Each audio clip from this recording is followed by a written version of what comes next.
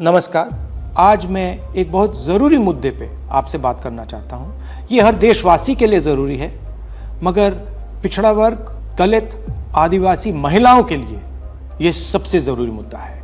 ये आपके भागीदारी के बारे में है। 2023 में पूरे देश ने, सब पार्टियों ने महिला आरक्षण बिल को पूरा समर्थन दिया था। कांग्रेस पार्टी सबसे आगे थी। सालों के लिए हम महिला बिल पास करना चाह रहे थे। अंत में 2023 में हुआ। भारतीय राष्ट्रीय कांग्रेस की तरफ मैं नारी शक्ति बंधन अधिनियम 2023 के समर्थन में खड़ी हुई।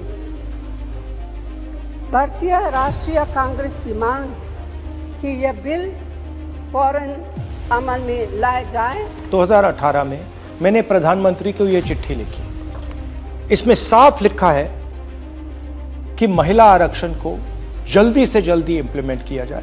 यहां मैंने कहा है कि 2019 में महिला आरक्षण इंप्लीमेंट हो जाना चाहिए। उसके बाद 2023 में मैंने भाषण दिया, पार्लियामेंट हाउस में भाषण दिया, अनेक भाषण दिए, जिसमें मैंने कहा कि महिला आरक्षण देश के लिए जरूरी है और जल्दी से जल्दी इंप्लीमेंट हो जाना चाहिए। In my view, it is quite simple. This bill can be implemented today by giving 33% of the seats in the Lok Sabha and the Vidhan Sabha to India's women. I would like to have seen OBC reservation included in this bill. I think it is very important that a large chunk of India's population, large chunk of India's women should have access to this reservation. And that is missing in this bill. भाई और बहनों, अब बहुत बड़ी बेईमानी की जा रही है। प्रधानमंत्री नहीं चाहते कि कास्ट सेंसस, नए सेंसस, ओबीसी सेंसस के बेसिस पे यह निर्णय लिया जाए।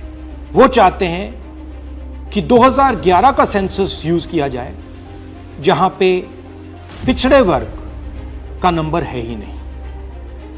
वो आपकी जो भागीदारी है उसको आपसे छीनना चाहते हैं। हमारा कहना है नया सेंसस चालू हो गया है, आप कह रहे हो कि ओबीसी सेंसस आप कर रहे हो, तो उस सेंसस का प्रयोग करके आप महिला बिल क्यों नहीं पास कर रहे हो? हमारा जो विजन है एक बिल्कुल नया डेवलपमेंट का, विकास का पैराडाइम हम कास्ट सेंसस के माध्यम से लाना चाहते हैं। और हम सेंट्रल सवाल पूछ रहे हैं कि चाहे ओबीसीज हों, दलित्स हों, आदिवासी हों, उनकी देश में कितनी भागीदारी है। नरेंद्र मोदी, आरएसएस और बीजेपी घबरा गए हैं क्योंकि कास्ट सेंसस का डेटा आना शुरू हो गया है और उनको मालूम पड़ रहा है कि पिछड़ों की देश में सचमुच कितनी आबादी है। वो नहीं चाहते कि आपको अपनी सच्ची आबादी के बेसिस पर भागीदारी मिले। ये सिर्फ पिछड़े वर्ग के खिलाफ नहीं है,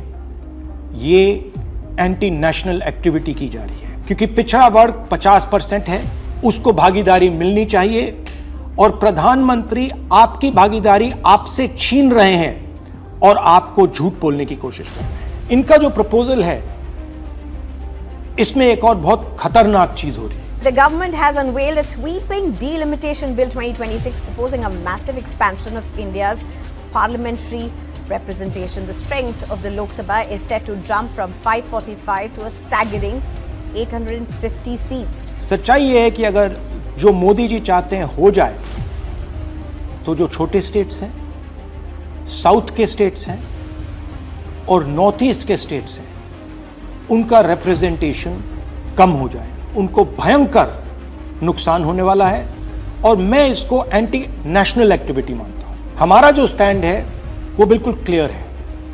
अगर आपको करना है तो ओबीसी सेंसस का जो डेटा है उसके बेसिस पे कीजिए, 2026 के सेंसस के बेसिस पे कीजिए, 2011 के सेंसस के बेसिस पे मत कीजिए, क्योंकि उसमें ओबीसी का, पिछड़े वर्ग का कोई डेटा नहीं है।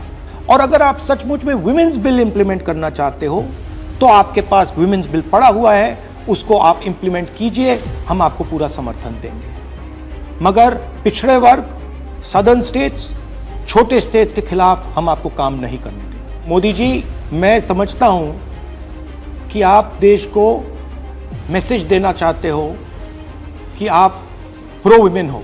मैं जानता हूं कि आप एप्स्टीन फाइल से घबराए हुए हो। 35 लाख फाइलें यूएस में बंद पड़ी हैं, चाबी ट्रंप जी के हाथ में है और आप उससे डरे हो। मगर यह तरीका नहीं। आप चाहते हो कि आपके मुताबिक सीटें बढ़ें, आपके मुताबिक डिलिमिटेशन हो और पिछड़े वर्ग को कुछ ना मिले। हम ये नहीं होने देंगे। पुराना डेटा नहीं चलेगा। 2026 कास्ट सेंसस का डेटा ही चलेगा। हम आपको पिछड़े वर्ग से चोरी नहीं करने देंगे। हिस्सा चोरी बंद करो। पिछड़ा वर्ग, दलित, आदिवासियों को उनका हक दो।